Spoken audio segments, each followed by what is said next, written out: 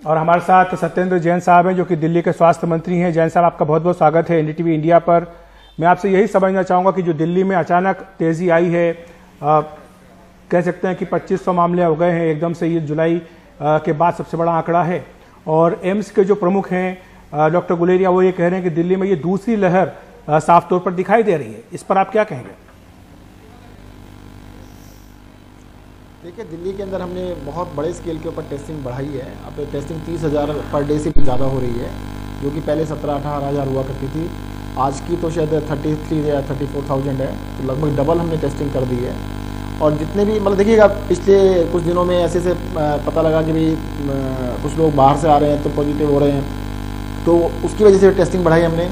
अभी पीछे अगस्त के अंदर पाँच हमारे त्यौहार आए, तो लोगों ने कुछ चीज़ें जो है मतलब काफ़ी मास्क लगाना कम कर दिया, तो उन चीज़ों थोड़ा सा बढ़ना स्टार्ट हुआ, तो हमने टेस्टिंग बहुत बड़े स्केल पे बढ़ाई है। उसका रीज़न भी है कि एक बार जितने भी लोग हैं, अगर एक भी इंसान को हम ढूंढ लेते हैं जिसको पॉजिटिव है, तो वो किसी और को नहीं फैला पाएगा। उसको हम आइसोलेट कर सकते हैं घर में या हॉस्पिटल में, ताकि वो किसी और को ना फैलाए। अभी लग सकता है थोड़े दिन तक के नंबर्स बढ़ रहे हैं, बट हम बहुत एग्रेसिवली टेस्टिंग करेंगे और इसको बढ़ाएंगे।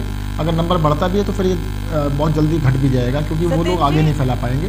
अदरवाइज क्या होता है कि जो लोग पॉजिटिव आ गए और उसको हमने पकड़ नहीं पाए हैं, तो वो 10 लोगों को और पॉजिटिव कर देंगे। सत्येंद्र जी, मैं आपसे समझना चाहूंगी, दिल्ली एकमात्र ऐसा राज्य था देश भर में जिसमें फ्लैटनिंग ऑफ द कर्व की बात सामने आ गई थी। मैं आपसे जानना चाहती हूँ अब आगे के लिए, क्योंकि आप देखिए हमें अपनी अर्थव्यवस्था खोलनी है। अब 7 तारीख से मेट्रो शुरू हो रही है। क्या प्लान ऑफ एक्शन है क्या कुछ आप लोगों का, जिसके मद्देनजर, क्योंकि नंबर बढ़ रहे हैं, उनको भी समझना है, तो आप लोगों की क्या सोच है इस पर? देखिए, सबसे पहले तो हमारे को देखो कोविड के साथ अब जीना सीखना पड़ेगा। ये जो कोविड है ये एकदम से जाने वाली लग नहीं रहा है। जब स्टार्ट हुआ था तो कुछ लोग कहते थे शायद गर्मी आएगी तो चला जाएगा। गर्मी आई भी और गर्मी चली भी गई, परंतु कोविड यहीं पर है। तो लगता है ऐसा है कि अब ये काफ़ी लंबे समय तक देश में और दुनिया में रहने वाला है। यूरोप के देशों में भी, जिनमें लग रहा था कि एकदम से कम हो गया है, वहाँ पर भी फिर से केस बढ़ने स्टार्ट हो गए हैं। तो अब हमारे को अपनी इकोनॉमिक एक्टिविटी भी चालू रखनी पड़ेगी और इसके साथ जीना भी सीखना पड़ेगा। जो सबसे बड़ी लर्निंग हुई है पिछले कुछ दिनों के अंदर, इवन लॉकडाउन के अंदर भी, वो ये कि अगर आप मास्क लगा के रखते हैं और पब्लिक में सोशल डिस्टेंसिंग का पालन करते हैं, तो बहुत बड़ी तादाद में इससे इन्फेक्शन को रोका जा सकता है। और ये सबसे अप्रोप्रिएट है कि आप पब्लिक में जब भी जाएँ, कभी भी पब्लिक से बातचीत करें, तो आप मास्क जरूर लगाएं। अगर सभी लोग मास्क लगाते हैं तो इसको बढ़ने से काफ़ी हद तक रोका जा सकेगा। जी, हम दिल्ली के आंकड़ों पर एक बार फिर से नज़र डाल लेते हैं निधि, क्योंकि काफ़ी गंभीर मामले हैं। और ये कहा गया था शुरुआत में कि जून में जो है वो पीक आ चुका है, ये बात विशेषज्ञों की ओर से कही गई थी। लेकिन अब जो आंकड़े आ रहे हैं, ये भारत के आंकड़े बता रहे हैं हम, जिसमें 48 लाख के पार मामले जा चुके हैं। दिल्ली की भी अगर हम बात करें तो वहाँ पर करीब 2,500 मामले सामने आए हैं। और ये जो संख्या है निधि, ये 1,000 से कम हो गई थी। बिल्कुल, तो इसका मतलब ये दोगुने हो गए हैं। बिल्कुल। और मैं आपको बता दूं सत्येंद्र, आज ही हम शरद की अपनी रिपोर्ट दिखा रहे थे, शरद शर्मा की, किस तरह से मेट्रो अब खोली जानी है। अब मेट्रो में अंदर बहुत अच्छे इंतजाम किए गए हैं। किस तरह से पूरी सैनिटाइजेशन होगा, किस तरह से चेकिंग होगी, तमाम पहलू इस पे ध्यान रखा जा रहा है। लेकिन जो बहुत बड़ा एक अहम मसला सत्येंद्र जी ने हमारे सामने रखा है कि जब ये फ्लैटनिंग ऑफ द कर्व हुआ, जब 1,000 से कम मामले सामने हुए, तो दिल्ली वासियों को लगा कि भाई कोरोना यहाँ से चला गया है, हमें कोरोना से डरने की जरूरत नहीं है, और अब हम बाहर निकल सकते हैं, हम बाजार जा सकते हैं, हम मॉल में घूम सकते हैं, मास्क की हमें जरूरत नहीं है। क्योंकि चिंता की बात यह कि दिल्ली ही नहीं, ये हमारे ग्रामीण इलाकों में संक्रमण अब बहुत तेजी से फैल रहा है, बड़ी तादाद में फैल रहा है। हमने अपने कुछ पत्रकार साथियों को भी खोया है।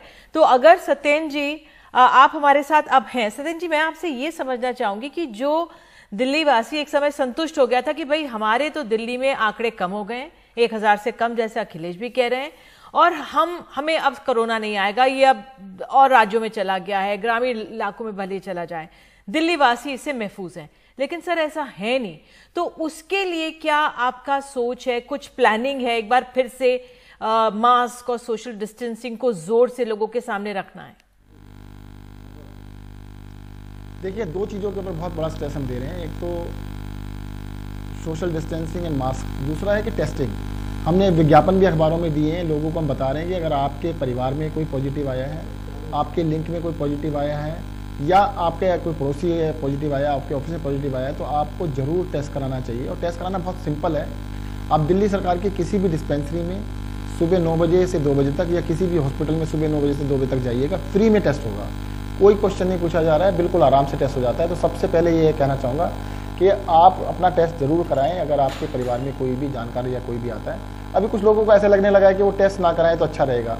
मुझे लगता है टेस्ट ना कराएं, हो सकता है आप बिना टेस्ट के भी ठीक हो जाएं। काफ़ी सारे लोग एसिम्प्टोमेटिक हैं और वो बिना टेस्ट कराए ठीक हो जाते हैं, बिल्कुल सही बात है, वो तो ठीक हो जाएंगे। परंतु अगर उनके इन्फेक्शन होने से उनके परिवार में माता पिता को हो जाता है या बच्चों को हो जाता है तो उनके लिए फैटल हो सकता है।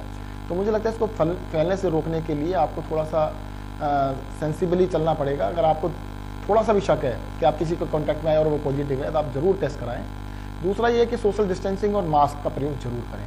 अगर ये 2 चीज़ें आप कर लेंगे तो मुझे लगता है इसको हम बहुत जल्दी, देखो दिल्ली में पहले भी जो कम हुआ था वो भी दिल्ली की सारी जनता ने मिलकर ही किया था। हम सब मिलके फिर से दिल्ली के अंदर इसको कंटेन कर सकते हैं, रोक सकते हैं। सभी लोग मिलके काम करेंगे तो बिल्कुल जरूर रुकेगा।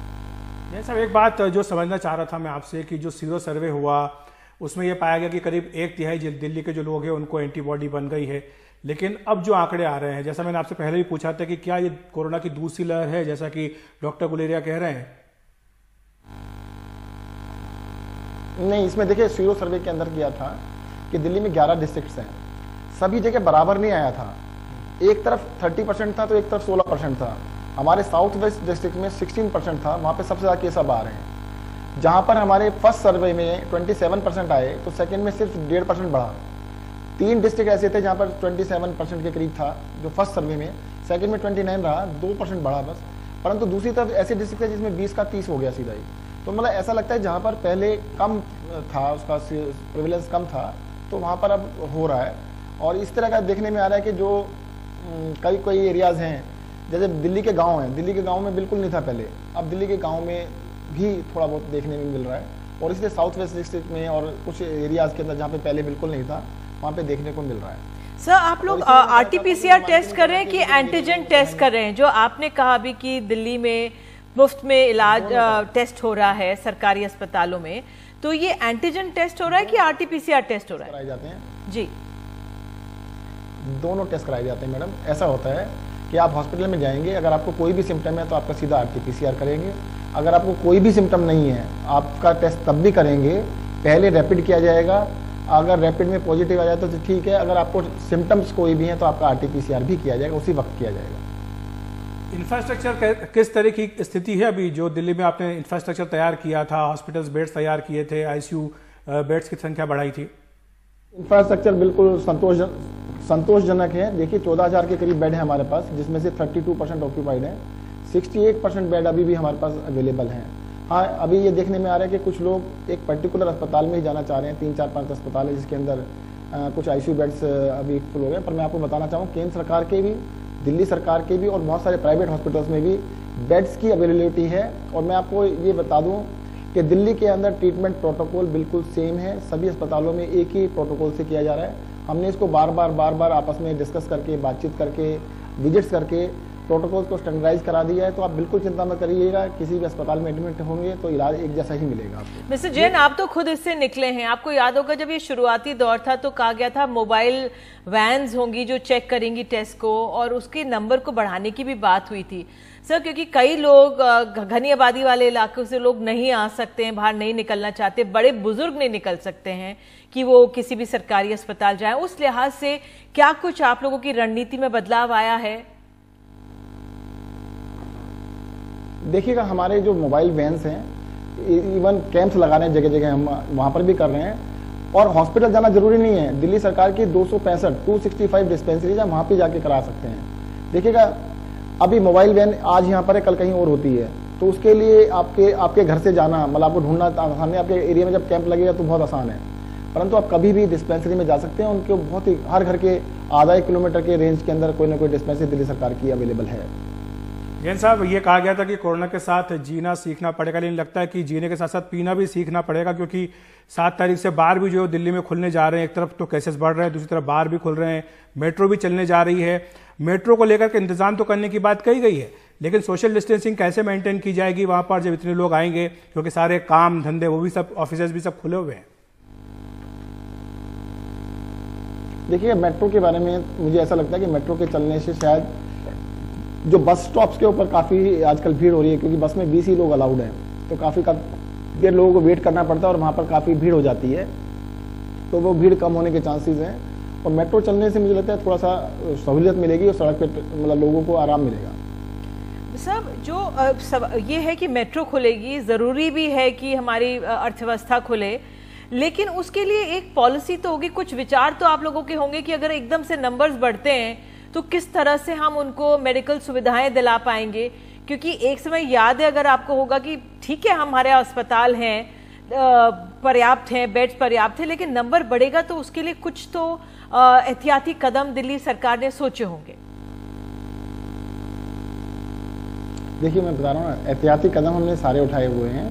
अभी भी 14,000 मैंने बताया बेड का इंतजाम किया हुआ है, उसको कम नहीं किया गया, इसीलिए नहीं किया गया। 70% के करीब बेड खाली हैं, तभी भी हमने कम नहीं किया। हमने कहा नहीं, अभी भी एक महीना 1-2 महीना और देख लेते हैं कि कहीं ऐसा ना हो कि भाई जैसे लोग कह रहे थे जब 1000 आया था कि आप बेड्स को खाली कर दीजिएगा, देखिए 20% 25% ऑक्यूपेंसी है। तो हमने कहा नहीं, ऐसा ये अननोन वायरस है, इस वायरस के बिहेवियर के बारे में किसी को कुछ पता नहीं है। ठीक है सर, आपकी आखिर में सवाल सर, कोई चिंताएं हैं जहन में?